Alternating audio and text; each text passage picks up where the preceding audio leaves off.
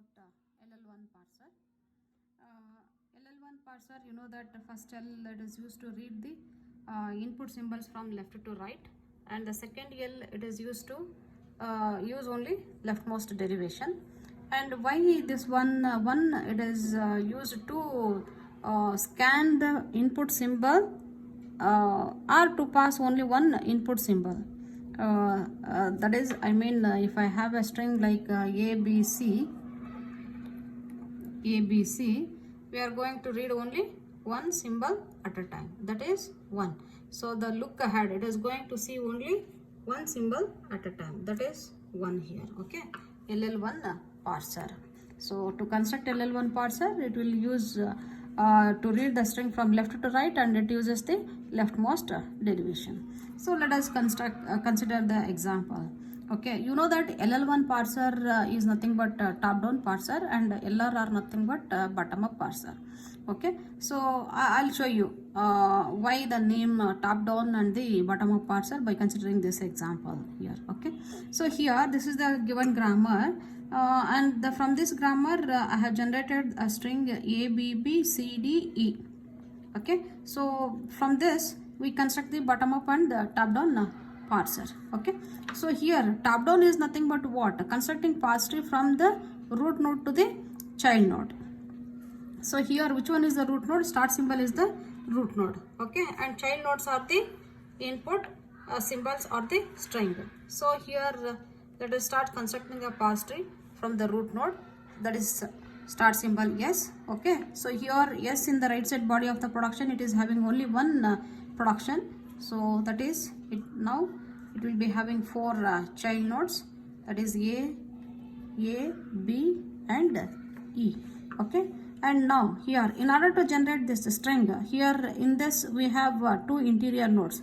So here we have to do the decision whether we have to do the select the first production or the second production for this the variable A.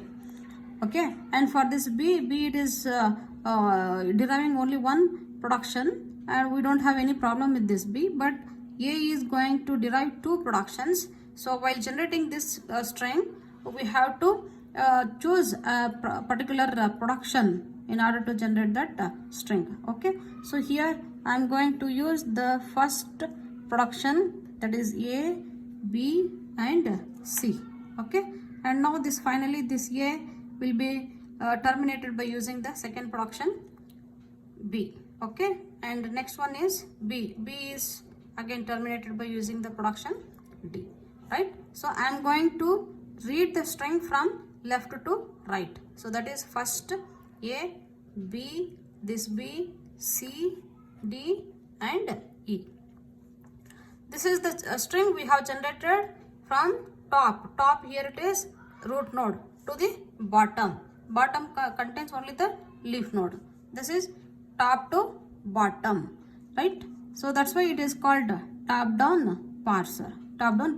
Okay, so now why the bottom up parser, the name bottom up parser? So here we are going in the reverse order, exactly opposite of the top down parser. So here in the top down parser we have constructed from root node to the child node, whereas in bottom up parser we will go from child node to the root node. Okay, so that is what is the string we have A, B, B, C, D and E. Okay, so now so here in order to construct the bottom up parser, we are going to use what? Shift and reduce. Remember this, we have already discussed about this, shift and reduce. So here shift, first it takes the shift action and then it takes the reduce action, right? So it means that these are all so some symbols are already pushed onto the stack. Now we are going to reduce, right? So here A, B, B, first we push this A onto the stack. Why? Because here in the given string or in the right side body of the production of the start symbol, yes, this terminal A is already present. No need to reduce this. Directly we can shift onto the stack. Okay, and the next one is B, input symbol B. So now once we push that B onto the stack, and then before going to the third input symbol, we'll check whether this B is going to generate by using the respective production which is present in the grammar or not. Okay, so here there is a production like A implies B. I can directly reduce this B by A. So now this is A. Okay, when you reduce this, it becomes A, B, C, D and E, right? So now before going to the third input symbol, okay, so what is the variable here? Before that input symbol is the variable. Now I am going to consider these three. Why? Because these three symbols are derived by using the left side variable A. So now I'll replace this A, B and C by the production, by the right side body of the production of this variable A.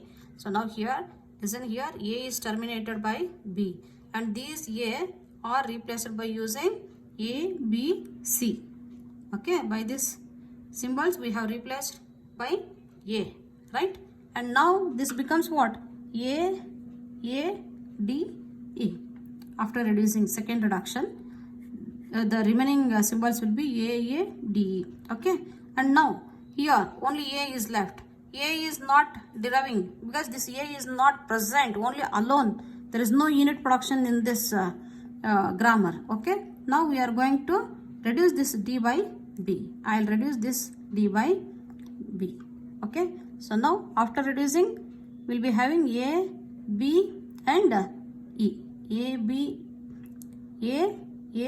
E. Okay, so now these four symbols are already present in the right side body of the production of start symbol S, and now these four symbols can be reduced by using right side. So now have we reached the start symbol here from the root node, from the child node, right? From the child node we are going to reach the start symbol. If you construct the parse tree from the child node to the root node, then that becomes the bottom up parser. Okay, from the start or root node to the child node, that becomes the top down parser. Okay, so now I said, so in these top down parsers are nothing but LL parsers and bottom up parsers are nothing but LR parsers. Okay, top down are called LL parsers, bottom up are called LR parsers.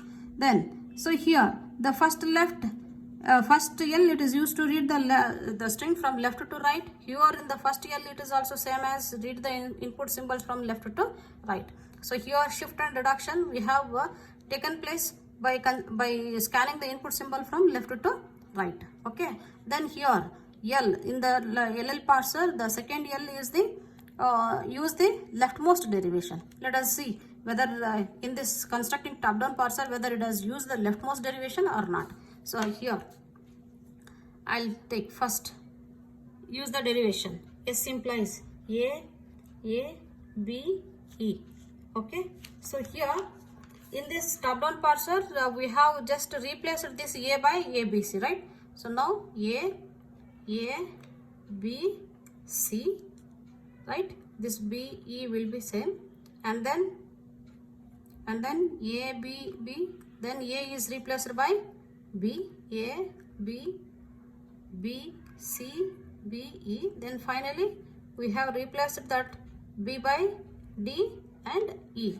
So here first we have replaced the left side and then we have replaced the right side. So it is using LMD here, leftmost. So now similarly in the bottom up parser, whether it uses rightmost derivation or not. This R indicates use rightmost derivation. Okay, so S implies A, B, E. Okay, so here first to reach this yes from the start symbol yes, which symbol we are going to see? First we see the B. Okay, so now here this B is terminated by D and then E as it is. Okay, and next which one is the variable? A is the only one variable is present, so that can be replaced by using this A, B and C.